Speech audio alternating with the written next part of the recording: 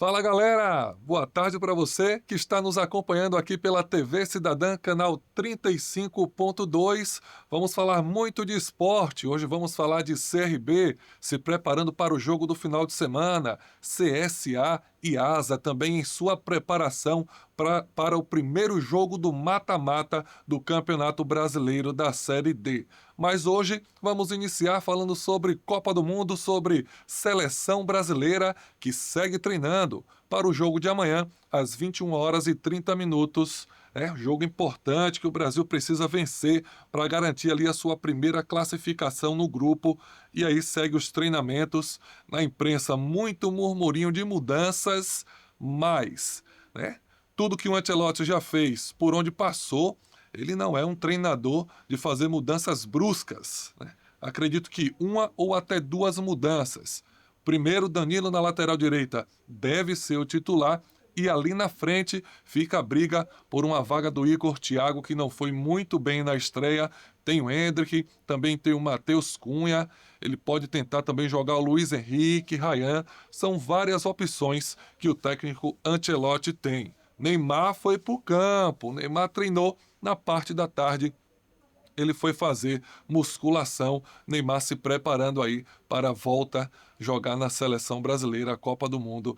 Acreditamos que nesta partida de amanhã ele não jogue, mas que esteja preparado para jogar ali entre 15 e 20 minutos da partida contra a Escócia, preparando este jogador aí para uma possível fase final da Copa do Mundo. Neymar, que todo mundo já conhece a sua grande qualidade, Todo mundo já sabe.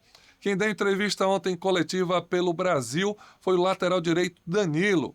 Uma entrevista coletiva de excelência. Não fugiu de nenhuma pergunta e respondeu bastante os jornalistas que lá estavam nesta coletiva. Vamos assistir? Ter certeza de que aquele primeiro tempo é um primeiro tempo completamente aquém das nossas capacidades, completamente aquém daquilo que pede a camisa da seleção brasileira. Dito isso, eu penso que a gente teve uma oportunidade da vida de poder voltar para o jogo, de poder empatar e não ter um resultado que pudesse ter uma influência psicológica importante dentro do nosso grupo. E eu acredito sim que a não criação de uma identidade, as trocas constantes, tudo aquilo que aconteceu faz influência nessa questão da ansiedade, nessa questão de... Porque quando você tem um plano e uma coisa construída, coesa, quando as coisas começam a ficar difíceis, você se agarra naquilo. Então isso é uma coisa que realmente a gente não conseguiu construir. Isso é claro, isso é óbvio. O Endrick é um jogador muito importante, é uma joia rara que a gente tem no futebol brasileiro, entendeu? É um jogador que tem uma potência de perna muito grande, um poder de decisão muito grande. É um jogador que tem estrela, meu amigo, que acontece as coisas, você não sabe por que ele faz gol. Então, assim, é um cara que pra gente, a gente quer ter ele perto. Hoje no treino, quando vocês já não estavam, ele teve lances e fez gols que você fala, cara, esse moleque... Ontem ele deu um chute quase na net, quase tirou o moleque do treino. Assim, é um tipo de jogador que a gente quer ter e que a gente espera que possa ter o maior protagonismo possível dentro da seleção brasileira, entendeu? Esse é o nosso objetivo, se classificar em primeiro. Obviamente tem todas as questões de logística, as questões das viagens mais curtas e tudo isso. Mas, meu amigo... a gente certamente, essa é uma opinião minha e é uma opinião que eu penso que possa ser do grupo inteiro também. Se tiver que classificar em segundo e a gente tiver uma trajetória, a gente vai chegar num final feliz. A gente não tem que pensar nisso. Classificar, passar o giro, melhorar o jogo a cada dia, melhorar a conexão entre a gente em campo. E aí, a partir daí, os adversários, as logísticas e tudo isso, isso é um segundo plano que a gente muitas vezes não tem controle e que faz parte da trajetória.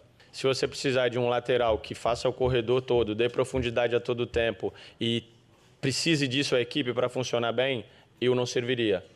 Agora, se você precisar de um jogador que vai entender os momentos, encurtar as distâncias, que tenha um apoio para dar amplitude, como a gente teve no segundo tempo, que construa as jogadas dessa maneira e possa ser um equilibrador para o time, eu acho que eu sirvo bastante.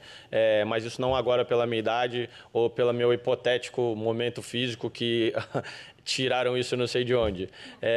Eu realmente posso ser esse jogador, obviamente em base às características de cada um, o treinador precisa montar uma estratégia e o mister é muito atento a isso, tanto que no segundo tempo a gente conseguiu consertar isso, ter mais amplitude, variar um pouco mais os ataques e eu pude até me arriscar uma vez ou outra no ataque, como nos velhos tempos. Rapaz, o Danilo não correu da raia, viu? Falou sobre o primeiro tempo do Brasil, aquele início péssimo contra o Marrocos. Ele disse que já estava no banco de reservas ali, pensando no que fazer para mudar esse time, até porque o Danilo, logo quando foi convocado, foi um dos primeiros jogadores que o Ancelotti disse que estaria na lista, era justamente por essa questão tática dele, que ele entende muito bem do jogo ali acontecendo, e o Ancelotti falou sobre essa questão e disse que ele seria convocado também por isso, não só pela qualidade técnica.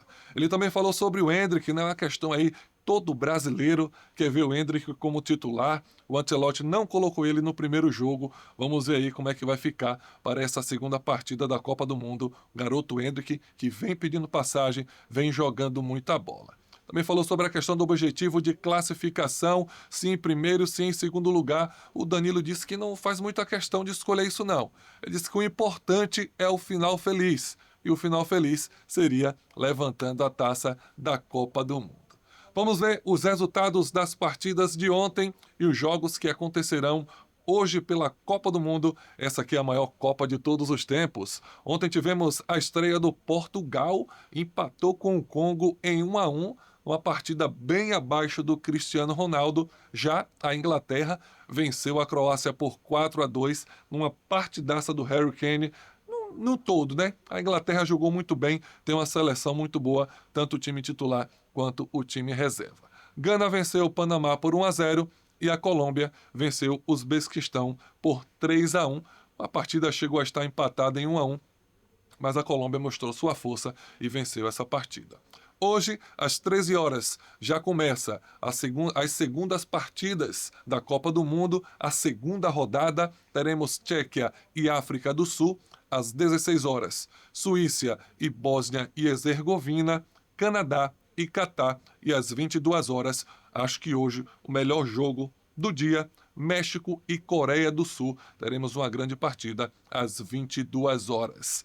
Então é isso aí, Copa do Mundo passado, checklist feito. Vamos falar aqui de nossos clubes de Alagoas que estão se preparando para as partidas do final de semana. O CRB segue seus treinamentos para jogar contra o Fortaleza. Coloca na tela aí os treinamentos, o movimento da equipe do CRB, que joga no próximo domingo, às 16 horas, contra o Fortaleza. Fortaleza esse que foi derrotado na última rodada dentro de casa por 3-0 para o lanterna do campeonato, o América Mineiro. Conquistou aí a sua segunda vitória na competição e o CRB vai seguindo treinando. CRB que precisa melhorar bastante a sua fase defensiva. CRB que vem fazendo muitos gols. Dadá Belmonte, Mikael jogando muito bem, o Thiaguinho recuperado, né? Jogando também, fez gol na última partida, mas essa parte defensiva, esse momento de se defender, de não levar gols, o CRB está pecando bastante. O CRB que tem mais gols levados do que gols feitos, né? Então essa questão precisa ser corrigida pelo técnico Eduardo Barroca, que tem aí uma semana inteira, mais de uma semana. O CRB jogou na sexta-feira passada e agora só joga no domingo, então tem mais de uma semana para treinar e corrigir esses erros. Ontem soltou aí na mídia local a questão do transfer ban do CRB.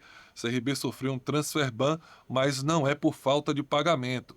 Na verdade, o CRB atualizou um e-mail, né, mudou de e-mail e não atualizou lá no cadastro dele da FIFA. E aí a FIFA pediu alguns documentos e foram enviados e-mails para esse e-mail antigo. Como o CRB tinha mudado, não viu essas questões aí que a FIFA estava pedindo, que são de transferências internacionais, né? Uma transferência que veio no começo, no meado do ano passado, que foi o Christoph, né? E aí a FIFA estava pedindo esses documentos, como o CRB tinha mudado de e-mail, não viu, e aí está sofrendo esse transfer ban. O CRB não pode registrar jogadores enquanto estiver sofrendo esse transfer ban. Mas aí o CRB já soltou uma nota, disse que não tem nada a ver com essa questão de pagamentos, e sim por questões de não ter enviado um documento ou outro, por ter mudado aí o e-mail, né? Mas vamos ver aí como é que vai continuar o CRB, que precisa contratar para poder pensar aí em chegar no G6 ali do Campeonato Brasileiro da Série B. Então é isso. CRB, ficamos por aqui. Vamos falar do CSA. Teve entrevista coletiva. Vamos ver? Como eu acabei jogando, já acabei estreando no último jogo contra o Atlético de Alagoinhas, eu acho que eu já chego preparado, vinha já trabalhando, como vinha jogando no Norte, trabalhando forte no Volta Redonda, tive uma passagem curta agora, mas eu acho que a titularidade a gente conquista com muito trabalho, né? Então eu chego aqui para trabalhar, para tentar conquistar a minha vaga aí de titular para a sequência do mata-mata. Ao longo da minha carreira eu sempre gostei muito de desafio, né? Eu gosto muito de decisão, então quando eu recebi o telefonema e o contato do CSA, eu fiquei muito feliz por ser um clube grande de tradição. Então eu não pensei duas vezes quando pediram para mim vir para cá, então eu vim muito feliz, motivado para disputar esse mata-mata. É o primeiro jogo, a gente foca muito em não perder o jogo, né? Mas foca e também, se Deus quiser, conseguir sair dali com resultado positivo para o jogo em casa a gente conseguir manter bem o resultado e conseguir passar para o próximo mata-mata. Goleiro Iago Oliveira, devidamente apresentado, mas antes de se apresentar, ele já foi para jogo, rapaz. Na última partida, ele já estava atuando pelo CSA. Ele falou sobre essa questão da titularidade e toda a preparação do time do CSA para este próximo jogo contra o Lagarto. CSA que não pode vacilar, aquela coisa. Não tem mais espaço para erro, é mata-mata. Primeiro jogo fora de casa, segundo jogo, o CSA decide aqui no Estádio Rei Pelé. Diferente do Asa, que vai decidir a segunda partida fora de casa contra o Sergipe, e o lateral direito Paulinho falou sobre isso. Fala, Paulinho! Continuar trabalhando, a gente sabe aonde a gente quer chegar, o grupo sabe onde a gente quer chegar, que é o tão sonhado acesso, né? Eu já estou aqui há 3 anos, então batalhando nesse processo aí. Ver onde a gente errou para não cometer os erros, ver onde a gente precisa melhorar, porque agora chegou a hora que não pode ter erro nenhum. A gente está ciente disso, a gente sabe disso. Tanto é que a nossa semana tem sido muito boa. Semana passada foi excelente, essa semana também tenho certeza que vai ser muito boa.